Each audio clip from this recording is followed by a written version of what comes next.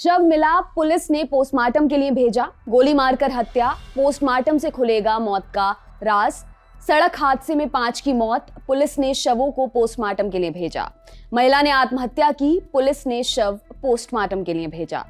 आए दिन इस तरह की हेडिंग्स के साथ तमाम खबरें आपको पढ़ने, देखने और सुनने को मिलती होंगी। कई लोग ऐसे भी होंगे जिन्हें अपनों की अननेचुरल डेथ के बाद पोस्टमार्टम के लिए परेशान होना पड़ा होगा। ये सब इसलिए याद दिला रहे हैं क्योंकि केंद्रीय स्वास्थ्य मंत्रालय ने पोस्टमार्टम से जुड़े प्रोटोकॉल में बदलाव किया है।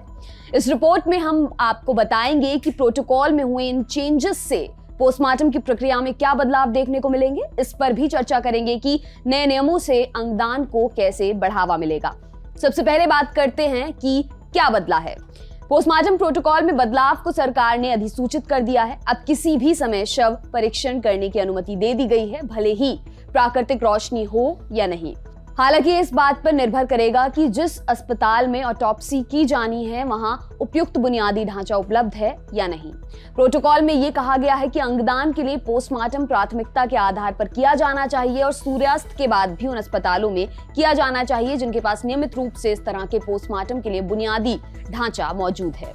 हालांकि हत्या, आत्महत्या, रेप, शत विषक्त शरीर और संदिग्ध श्रेणियों के मामले को तब तक रात के समय पोस्टमार्टम के लिए नहीं लाना चाहिए जब तक कि कानून व्यवस्था से जुड़ी कोई स्थिति ना हो। अस्पताल को यह भी सुनिश्चित करना है कि किसी भी संदेह को दूर करने और भविष्य में कानूनी उद्देश्यों के लिए रात में किए गए सभी पोस्टमार्टम की वीडियो रिकॉर्डिंग की जाएगी। अब आपको बताते हैं कि पोस्टमार्टम किनका होता है। हर मौत पर शव का पोस्टमार्टम नहीं किया जाता, इसके लिए कुछ क्राइटेरिया होते हैं। सबसे बड़ा क्राइटेरिया है मेडिको लीगल केस, जैसे कोई सड़क हादसा, आत्महत्या, हत्या या किसी की मौत का कारण नहीं पता, तो उस स्थिति में मौत का कारण जानने के लिए पोस्टमार्टम किया जाता है। अब दिन के उजाले में क्यों किया जाता है ये भी आपको बताते हैं। द प्रिंट की एक रिपोर्ट में एम्स के पूर्व निदेशक और फॉरेंसिक मेडिसिन विशेषज्ञ डॉक्टर टी.डी. डोगरा बताते हैं कि ऑटोप्सी 1860 के दशक के आसपास शुरू हुई थी। उस समय बिजली नहीं होती थी, इसलिए सूर्यास्त के बाद पोस्टमार्टम नहीं किया जा सकता था। घाव को ठीक से देखने समझने में रोशनी बेहद जरूरी है। हालांकि लिखित में ऐसा कोई आदेश नहीं है, ये एक परंपरा है जो चली आ रही है। इस बारे में जानने के लिए हमने बात की दिल्ली के सरकारी अस्पताल के डॉक्टर रौनक से। उनके मुताबिक पोस्टमार्टम करते समय वेंटिलेटेड रूम की जरूरत होती है क्योंकि रिस्क ऑफ इन्फेक्शन हाई होता है। मौत के बाद शरीर का रंग बदलता है, जिसे नील पड़ना कहते हैं, अंग्रेजी में इसे ब्रूजिंग कहते हैं। ब्रूजिंग अपना रंग बदलती है। डॉक्टर उस ब्रूज के रंग को देखकर बता सकता है कि कितना पहले चोट लगी होगी।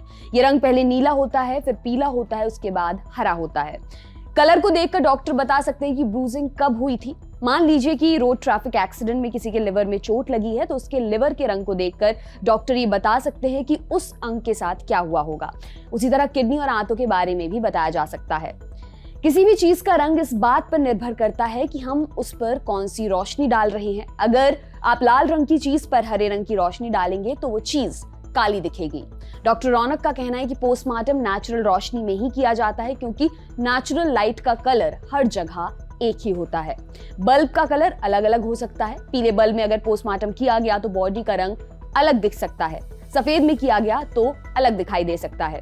अब किसी भी समय पोस्टमार्टम की अनुमति क्यों है, इसके बारे में भी आपको बताते हैं। कुछ मीडिया रिपोर्ट्स के मुताबिक केंद्रीय स्वास्थ्य एवं परिवार कल्याण मंत्रालय के अधिकारियों का यह कहना है कि सूर्यास्त के बाद शव परीक्षण नहीं करने को लेकर कोई कानूनी बाध्यता नहीं थी, लेकिन केवल दिन के उजाले में ही पोस्टमार्टम करने की परंपरा को अक्सर प्रक्रिया लंबी खींचने के बहाने के तौर पर इस्तेमाल किया जाता है, खासकर छोटे शहरों में। केंद्रीय स्वास्थ्य मंत्रालय के तहत आने वाले स्वास्थ्य सेवा महानिदेशालय में एक तकनीकी समिति ने सूर्यास्त के बाद पोस्टमार्टम संबंधी मुद्दे की पड़ताल की। पता चला कि कुछ संस्थान पहले से ही रात में पोस्टमार्टम कर रहे हैं। टेक्नोलॉजी में आई तेज प्रगति और सुधार को देखते हुए खास तौर से जरूरी प्रकाश की व्यवस्था और पोस्टमार्टम के लिए आवश्यक बुनियादी ढांचे की उपलब्धता की वजह से अस्पतालों में अब रात के समय भी पोस्टमार्टम करना संभव है। वहीं डॉक्टर रौनक का कहना है कि ओटी यानी ऑपरेशन थिएटर लाइट्स मॉडर्न हो गई हैं। एलईडी लाइट्स का जमाना है, उनका रंग व्हाइट होता है। वही लाइट पोस्टमार्टम रूम में भी इस्तेमाल होती है। बिजली हर जगह मौजूद है, तो अब ये मुमकिन है कि आर्टिफिशियल लाइट्स में हम पोस्टमार्टम कर सकें और हमें वही कलर दिखे जो वास्तव में है। डॉक्टर रौनक ने बताया, कम रोशनी में पोस्टमार्टम में फाइंडिंग मिस हो सकती है। फाइंडिंग मिस होने पर कॉज ऑफ डेथ सही से पता नहीं चल पाएगा, लेकिन आधुनिक लाइट्स ने इस चिंता को खत्म कर दिया। अब इंफ्रास्ट्रक्चर है, पर्याप्त बिजली है, वेंटिलेशन की व्यवस्था है, तो हम पोस्टमार्टम रात में भी कर सकते हैं। जो विकसित देश हैं वहां 24 घंटे पोस्टमार्टम होते हैं। ऑर्गन डोनेशन को कैसे बढ़ावा मिलेगा? प्रोटोकॉल में कहा गया है कि अंगदान के लिए पोस्टमार्टम प्राथमिकता के आधार पर किया जाना चाहिए और सूर्यास्त के बाद भी उन अस्पतालों में किया जाना चाहिए जिनके पास नियमित रूप से इस तरह के पोस्टमार्टम के लिए बुनियादी ढांचा मौजूद है। ऑर्गन डोनेशन 2 तरह के होते हैं। कुछ ऑर्गन ऐसे हैं जिसे मौत से पहले निकालने होते हैं। ब्रेन डेड नाम की एक स्टेज होती है, दिमाग मर चुका होता है, इंसान के शरीर को आर्टिफिशियली जिंदा रखते हैं। वेंटिलेटर और कई दूसरे तरीके हैं। किडनी, हार्ट, लंग और पेनक्रियास को डोनेट कर सकते हैं। पोस्टमार्टम का प्रोटोकॉल बदलने से इसमें कोई चेंज नहीं आएगा। जिन ऑर्गन डोनेशन को लेकर चेंज आएगा वो है आंखें, हड्डी और स्किन। डॉक्टर रौनक का इस पर कहना है, एक अनुमान के मुताबिक हर साल भारत में 1.5 लाख लोग रोड एक्सीडेंट में अपनी जान गंवाते हैं। इसका मतलब हुआ 3 लाख आंखें। देश में हर साल 2.5 लाख आंखों की जरूरत है ब्लाइंडनेस को खत्म करने के लिए। इस समय जो डोनेशन है वो 25,000 है। रोड एक्सीडेंट के ज्यादातर मामलों में जान गंवाने वालों, खासकर जिनकी मौत हेड इंजरी की वजह से होती है, उनके बाकी अंग सही होते हैं। उन केसेस में स्किन, आंख और हड्डी में कोई दिक्कत नहीं होती तो इसका इस्तेमाल हो सकता है। डॉक्टर का कहना है कि स्किन की बात करें तो मौत के 6 घंटे बाद स्किन निकालना जरूरी होता है। इसके बाद इसे 3 हफ्ते के लिए रखा जा सकता है। इतने दिनों में किसी और को लगा सकते हैं। वैसे ही आंखों की बात करें तो उसके लिए भी जरूरी है कि मौत के बाद जल्द से जल्द उसे निकाला जाए। एक बार आंखें निकालने के बाद उसे रखा जा सकता है, ट्रांसपोर्ट किया जा सकता है और उनका इस्तेमाल हो सकता है।